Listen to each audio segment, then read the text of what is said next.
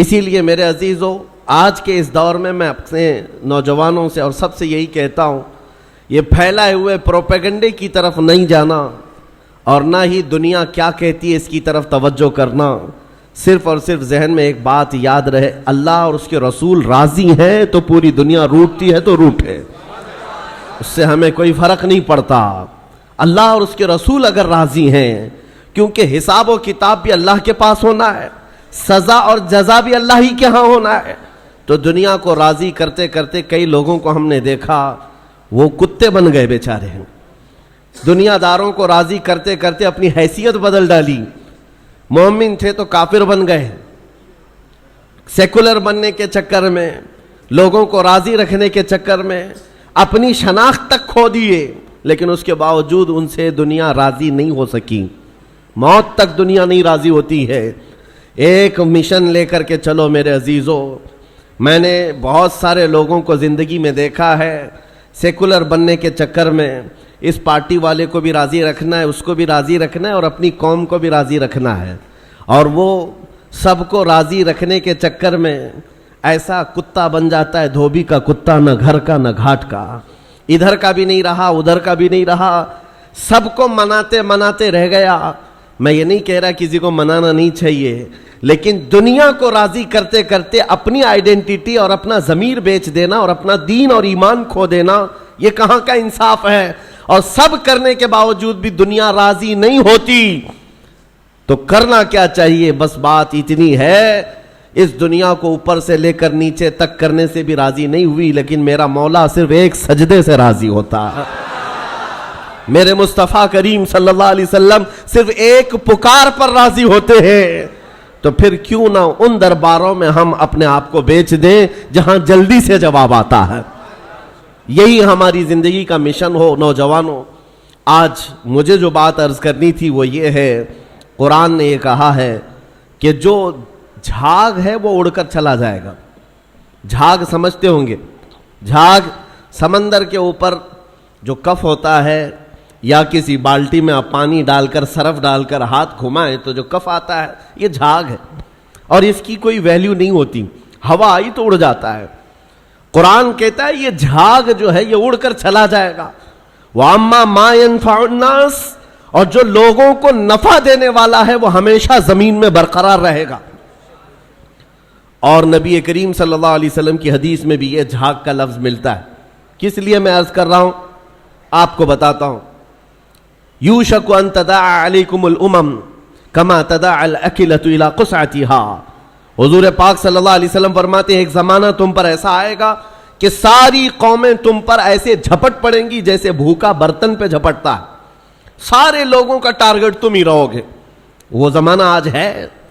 ہر ایک کا نشانہ ہم ہی تو بنے ہوئے. آج یہودیوں کا ٹارگٹ بھی ہم ہی ہیں، عیسائیوں کا ٹارگٹ بھی ہم ہی ہیں، چاہے وہ کفار و مشرکین ہو، ہمارے ہاں کے سب کا ٹارگٹ ایک ہی ہے، اسلام اور مسلمان. اور حضور نے فرمایا تھا یہ ایک زمانہ ایسا آئے گا. تو صحابہ نے پوچھا تھا اس وقت، یومئذ نحن من قلۃ یا رسول اللہ، اے اللہ کے رسول کیا اس زمانے میں ہماری تعداد بہت کم ہوگی؟ نبی پاک صلی اللہ علیہ وسلم فرماتے ہیں وَلَكِنَّكُمْ كَثِيرُونَ غُثَاءً كَغُثَاءِ الْبَحْرِ، نہیں تمہاری تعداد تو بہت زیادہ ہوگی لیکن تمہاری حیثیت سمندر کے جھاگ کی طرح ہوگی، سمندر کے جھاگ کی طرح. اب یہ جھاگ کا لفظ آیا، جھاگ اس کو کہتے ہیں جس کی اپنی پیورٹی نہیں ہوتی، ویلیو نہیں ہے، اس کا زمین میں قرار نہیں ہے، وہ موسم سے بنا اور موسم میں اڑ گیا، ہوا سے نکل گیا. اور یہ آج کثیر تعداد کو دیکھ کر کے اندازہ ہو رہا ہے یہ جھاگ ہے. ورنہ پوری دنیا میں آج 100 کروڑ سے زیادہ مسلمانوں کی تعداد، آپ کو اندازہ ہے 1 ارب سے زیادہ کی تعداد مسلمانوں کی ہے. 57 ممالک اسلامی ہیں، اسلامی نام سے جو کنٹریز ہیں وہ 57 ممالک ہیں. اتنی بڑی تعداد، لیکن آج ہمت کیسی ہے غیروں کی، کفار و مشرکین کی. جس طرح سے وہ چاہے مسلمانوں کے ساتھ آج کھیلتے ہیں، اور اتنی بڑی تعداد کے ہوتے ہوئے کوئی کچھ نہیں کر پاتا. وجہ کیا ہے؟ یہ جھاگ ہے. اس جھاگ کو پیورٹی میں بدلنے کی آج ضرورت ہے تعداد نہیں. اسی لیے میں ایک جملہ اکثر کہا کرتا ہوں, اسلام میں کوانٹیٹی نہیں کوالٹی دیکھی جاتی ہے. اسی کوالٹی کا نام اخلاص ہے, اسی کوالٹی کا نام پیورٹی ہے. جو اصل چیز ہے وہ ختم ہونے آ گئی. آپ کو اندازہ ہے ایک وہ دور ہے جب رسول کریم صلی اللہ تعالی علیہ وسلم کے ساتھ صرف 1200 صحابہ ہیں, اور آپ کا ایک قاصد حضور پاک کے ایک سفیر جو تبوک کے مقام پر جا رہے تھے. جو جنگ تبوک لڑی گئی ہے اس کی وجہ میں بتا رہا ہوں. نبی پاک صلی اللہ علیہ وسلم کے سفیر اردن جو آج کا جارڈن کہلاتا ہے اس جگہ کی طرف رواں تھے. بیچ راستے میں ایک عیسائی گورنر نے پکڑ کر کے حضور کے اس صحابی کے ساتھ بدتمیزی کی اور ان کو دردناک انداز میں قتل کر دیا, بے دردی کے ساتھ شہید کر دیا. ایک سفیر, ایک صحابی کا قتل ہوا. خبر پہنچی مدینہ طیبہ میں, تو کیا اس کو عام طور پر لے لیا جائے گا؟ نبی پاک صلی اللہ علیہ وسلم کا ایک سفیر قتل ہو گیا, ایک صحابی قتل ہو گئے. نہیں میرے عزیزوں, پورے مدینے میں ایسی ہوا پھیلی.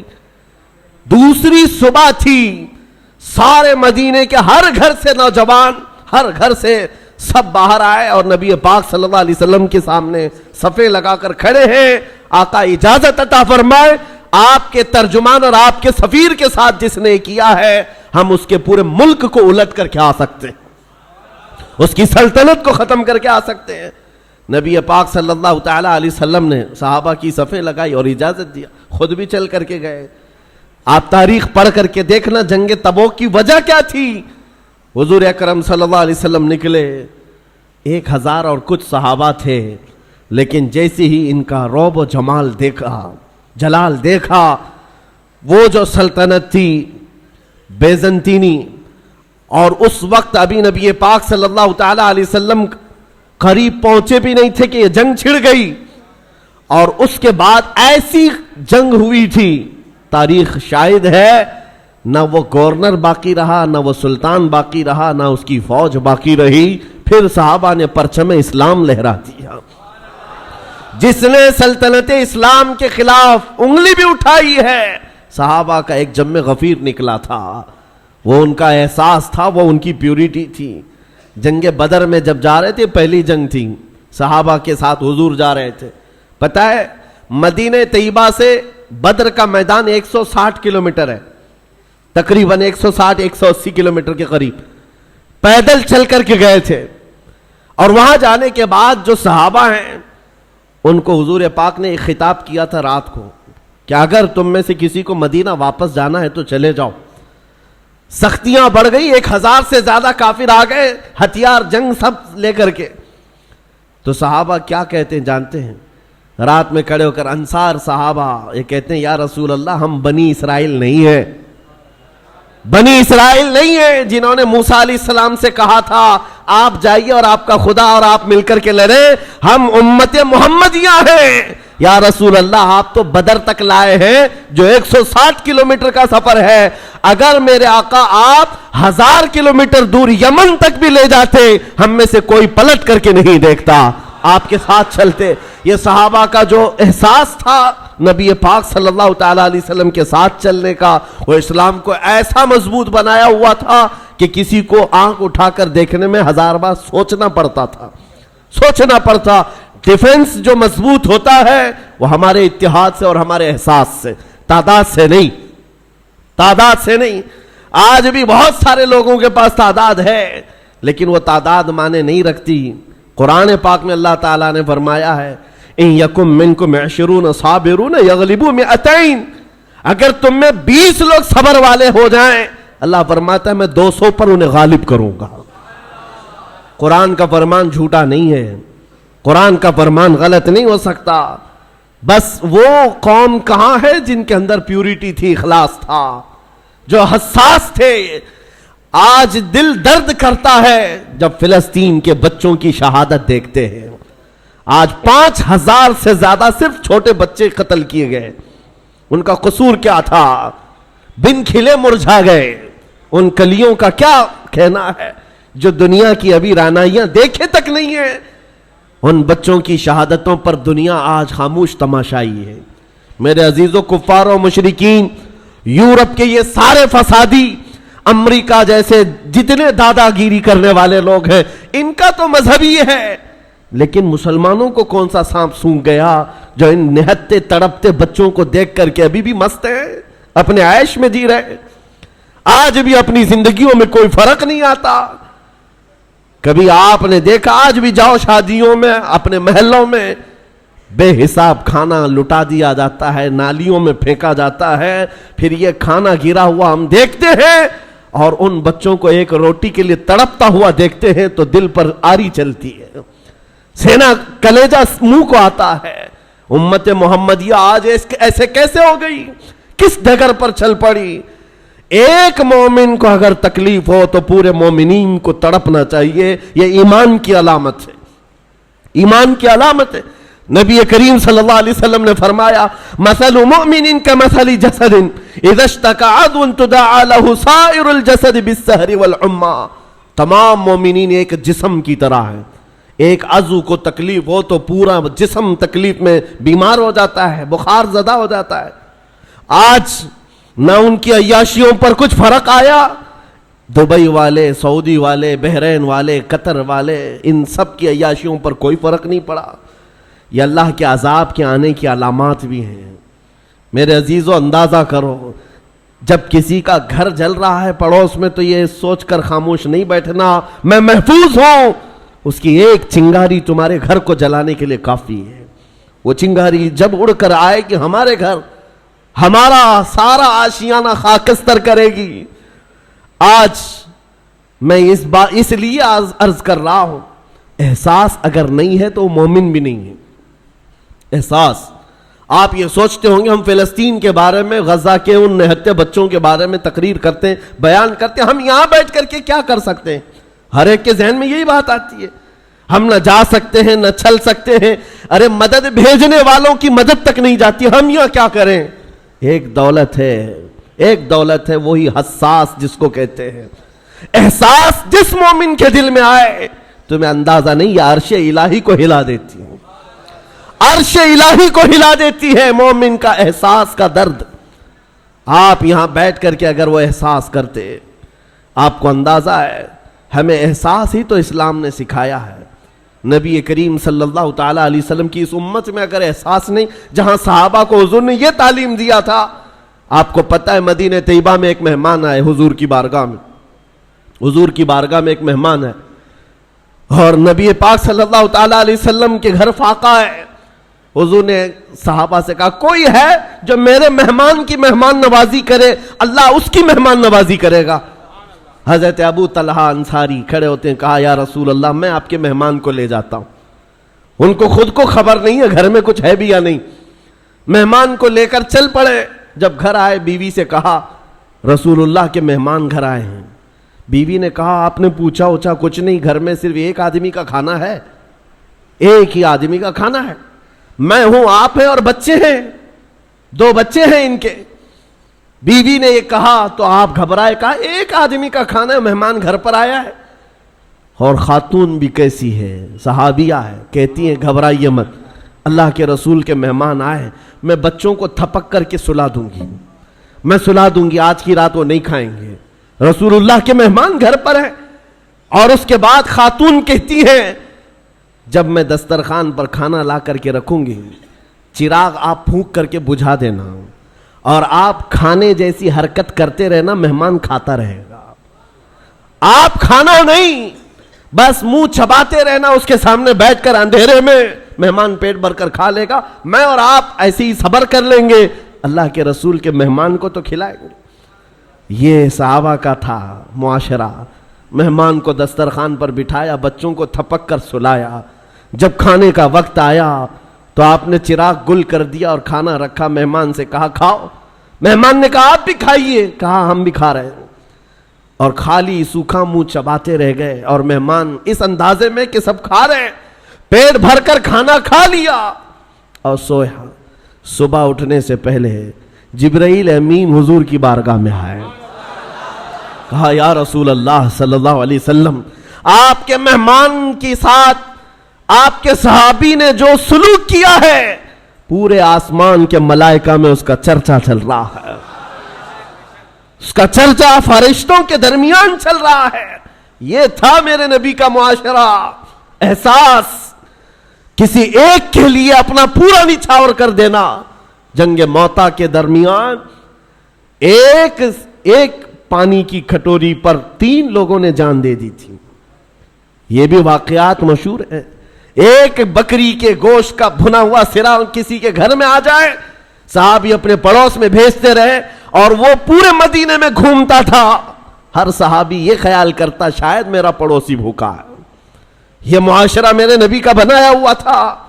آپ کو پتا ہے حضرت عمر فاروق رضی اللہ تعالیٰ عنہ کا دور ہے، جب آپ رات کے وقت تنہا نکل پڑتے تھے اپنے خادم کے ساتھ مدینے کے حالات کو معلوم کرنے کے لیے۔ اپنے ایک خادم کے ساتھ کہیں سے گزر رہے تھے، ایک گھر سے کراہنے کی آواز آئی، ایک عورت کے رونے کی آواز آئی، رک گئے، اور آپ کے چہرے پر نقاب پڑا رہتا تھا، امامہ شریف اور نقاب جس طرح سے عربوں کا رواج ہوتا۔ اس گھر کے باہر کھڑے رہے، کھٹکھٹایا تو ایک شوہر، اس کا شوہر باہر آیا، پوچھا کیا بات ہے؟ مرد نے کہا میری بیوی کے ولادت کا وقت قریب آ گیا ہے، حاملہ تھی، بچہ پیدا ہونے کا وقت قریب آ گیا ہے، اور وہ درد زہ سے تڑپ رہی ہے، لیکن دیکھنے کے لیے عورت کوئی نہیں ہے، کوئی عورت قریب میں نہیں ہے۔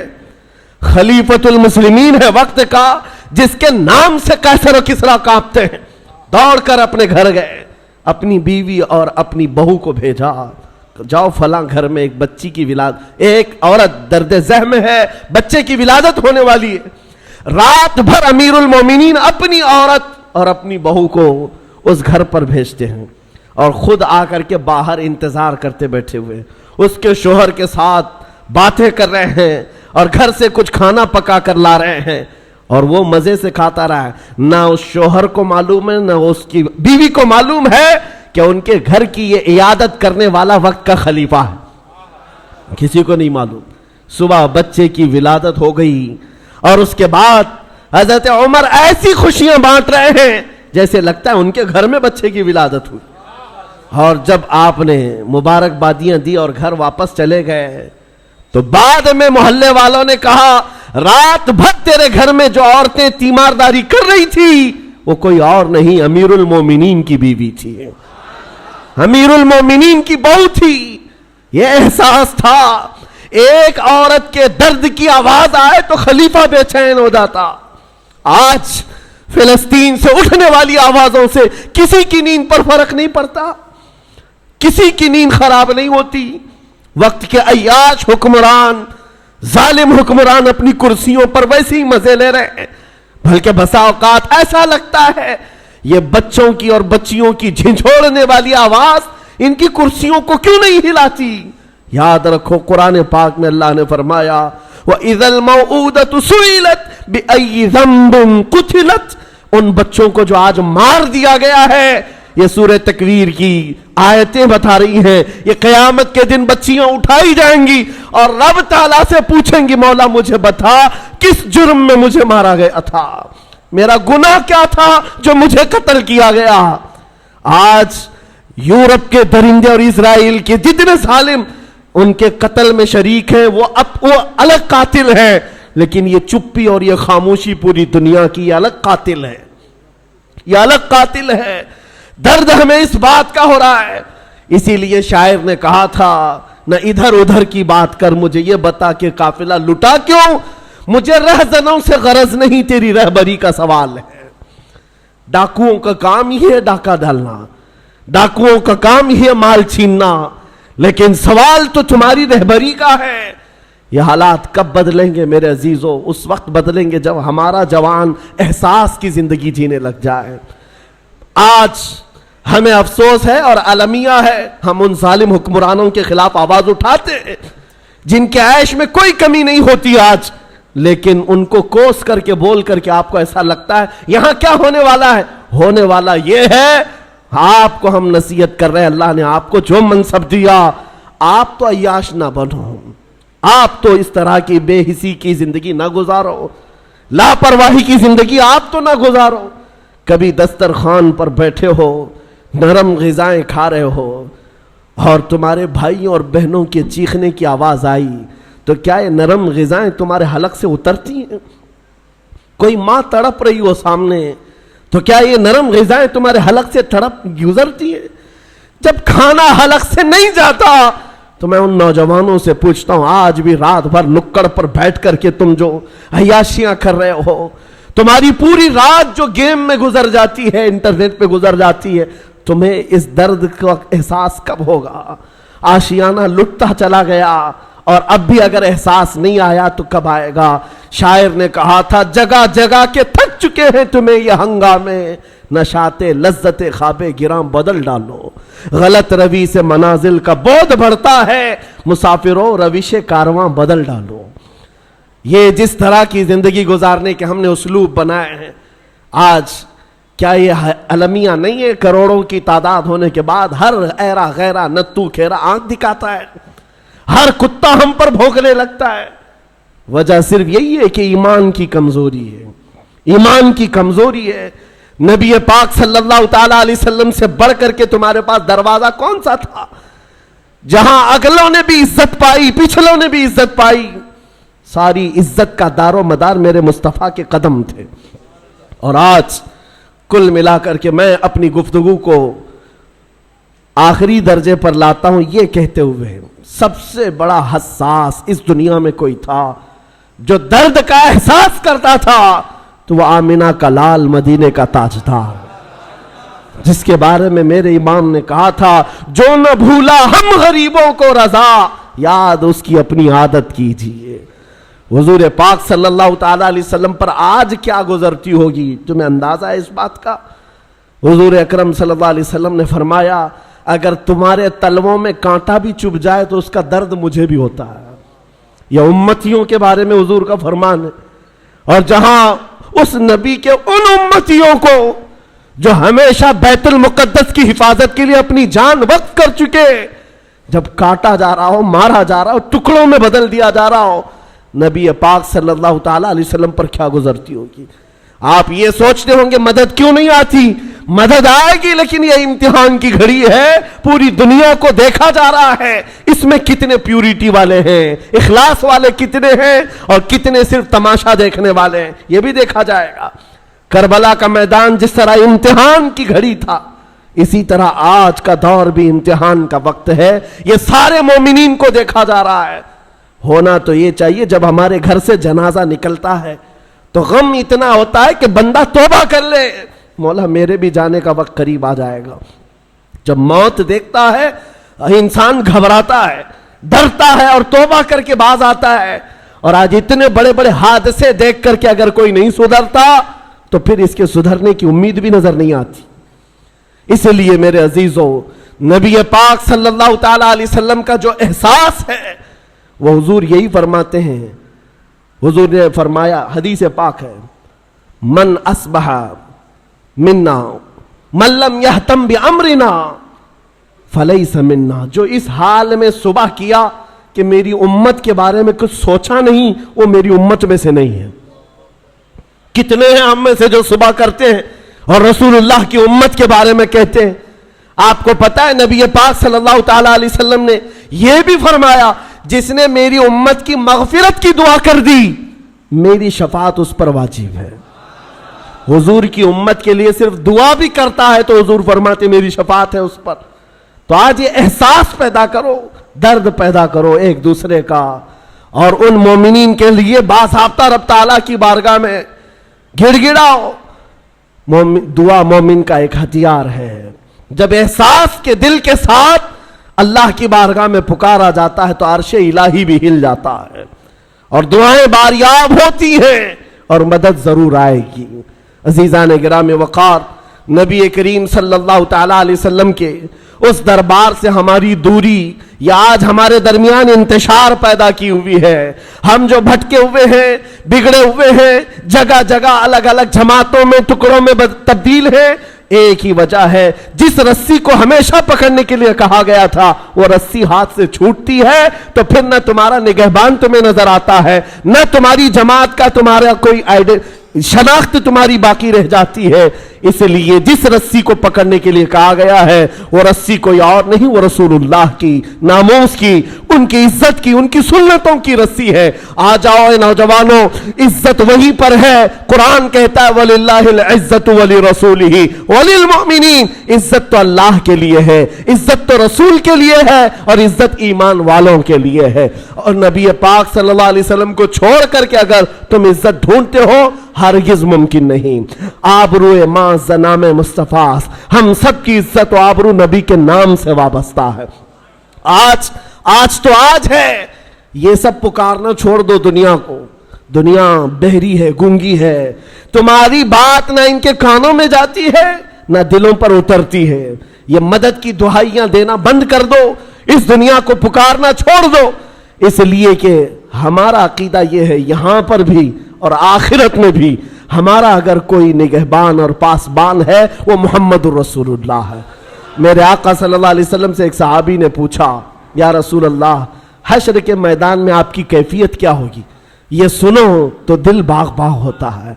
ऐ नौजवानों, तवज्जो से, हुजूर फरमाते हैं मैदान महशर में एक ही कैफियत हुजूर ने बताई, और दीगर बहुत सारे हैं, उसमें एक कैफियत मेरे आका ने जो फरमाया, फरमाते हैं मैदान महशर में जहां जम्मे गफीर होगा, पूरे इंसान जमा होंगे, हुजूर फरमाते हैं मेरे कंधे पर चादर पड़ी होगी, मेरे कंधे पर चादर होगी, और वो कभी कभार खसक कर गिर रही होगी। मैं एक हाथ से अपनी चादर संभाल रहा हूंगा और एक हाथ से अपने उम्मतियों को पकड़ पकड़ कर जन्नत में ले जा रहा हूंगा। जो न भूला हम गरीबों को रजा, याद उसकी अपनी आदत कीजिए। उस भरे महशर के मैदान में हमें पहचानने वाला कोई है तो वो रसूलुल्लाह की जात है। जब तुम्हें पता है नबी पाक सल्लल्लाहु ताला अलैहि वसल्लम वहां पर भी हमें नहीं छोड़ना चाहते, कब्र के हालात के बारे में भी बुजुर्गों की रिवायतें पढ़ो। बुजुर्गों के मुतालिक ये क्या आपने नहीं पढ़ा? एक मोमिन साले जब कब्र में जाता है, मुनकर नकीर के आने से पहले रसूलुल्लाह तशरीफ लाते हैं और फरिश्तों से कहते हैं जरा आहिस्ता से जगाओ, बड़ा थक करके आया है, ये मेरा गुलाम है। ताजुश शरिया ने ये फरमाया था बारगाह मुस्तफ़ा में, या रसूल अल्लाह मैं मरूं तो मेरे आका ये मलाइका से कहना इसे कोई मत जगाना, अभी आंख लग गई है। तेरे दामन करम में जिसे नींद आ गई है, जो फना न होगी उसे जिंदगी मिली है। ये उनसुर इसलिए मैं बता रहा हूं, वो खबर में भी हमारे पास आने वाले हैं और हश्र में भी आने वाले हैं। इसीलिए आला हजरत की सुनो, आला हजरत ने क्या फरमाया, आज ले उनकी पनाह, आज मदद मांग उनसे, कल न मानेंगे क़यामत में अगर मान गया। उन्हें जाना उन्हें माना, न रखा गैर से काम, लिल्लाहिल हम्द मैं दुनिया से मुसलमान गया।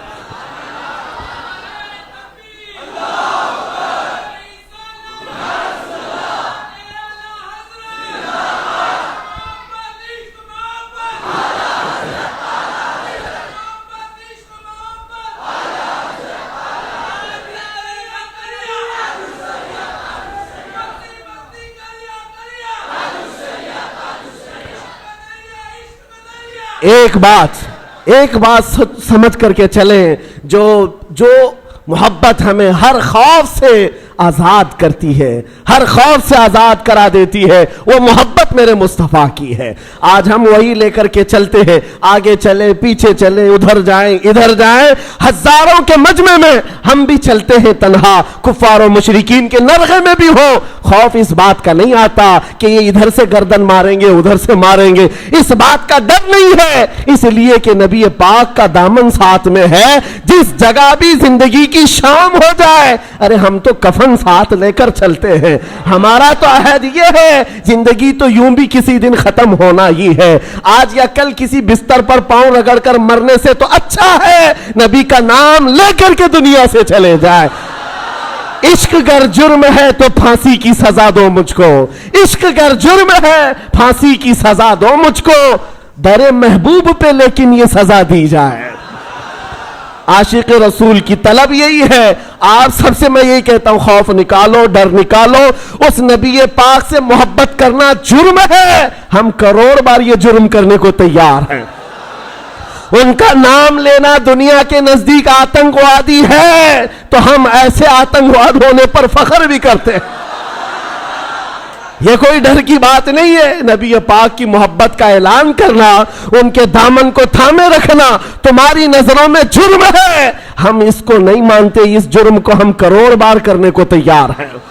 عزیزان گرامی وقار, یہ جذبہ لے کر کے چلو جو سیدنا عمر فاروق نے کہا تھا. حضور نے ان سے پوچھا تھا, عمر جب قبر میں دو فرشتے آئیں گے, کالے چہرے والے, نیلی آنکھوں والے, اور وہ اٹھائیں گے مردے کو اور سوال کریں گے, اس وقت تم کیا کرو گے؟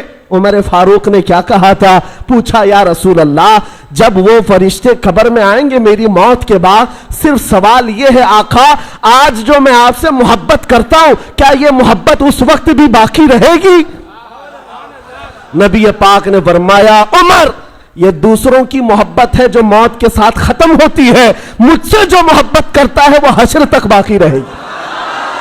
تب جواب کیا ہے؟ سنو جواب کیا ہے. حضرت عمر مجلس سے اٹھ گئے, کہا یا رسول اللہ, اب جو منکر نکیر فرشتے آنے والے ہیں وہ میرے اوپر چھوڑ دے, میں خود نپٹ لوں گا. جب نبی پاک کی محبت ساتھ ہے تو پھر ڈر کس بات کا ہے, خوف کس بات کا ہے؟ اسی لیے آج اس میں کمزوری آئے تو بندہ ڈر کے جینے لگ جاتا ہے, سہم کر کے جینے لگتا ہے. لوگ ٹوپیاں چھپا رہے ہیں, داڑھیاں مڈا رہے ہیں کامن بننے کے چکر میں, پھر بھی دنیا تمہیں جانتی ہے اس نبی کے نام پر. اسی لیے اگر ان کے غلام ہونے پر تمہیں کوئی اعتراض نہیں ہے, کھل کر کے غلامی کرو, کھل کر کے غلامی کرو میرے نبی پاک. اس لیے کہ میں بار بار ایک جملہ کہتا ہوں, آج دنیا کو چوٹی رکھنے میں شرم نہیں آتی تو ہمیں داڑھی رکھنے میں کیوں شرم آئے؟ کیوں شرم آئے؟ ارے لوگ ننگے گھومنے پر فخر کر رہے ہیں, ہم نبی کی سنتوں پر فخر کریں, حضور پاک کی سنتوں پر فخر کریں. بس میرا یہ جملہ ہے, آج اس بات کو سمجھ کر کے چلو, قوت عشق سے ہر پست کو بالا کر دو, دہر میں نام محمد سے اجالا کر دو, کی محمد سے وفا تو نے تو ہم تیرے ہیں, یہ جہاں چیز ہے کیا لاح قلم تیرے ہیں. وآخر دعوانا الحمدللہ رب العالمین.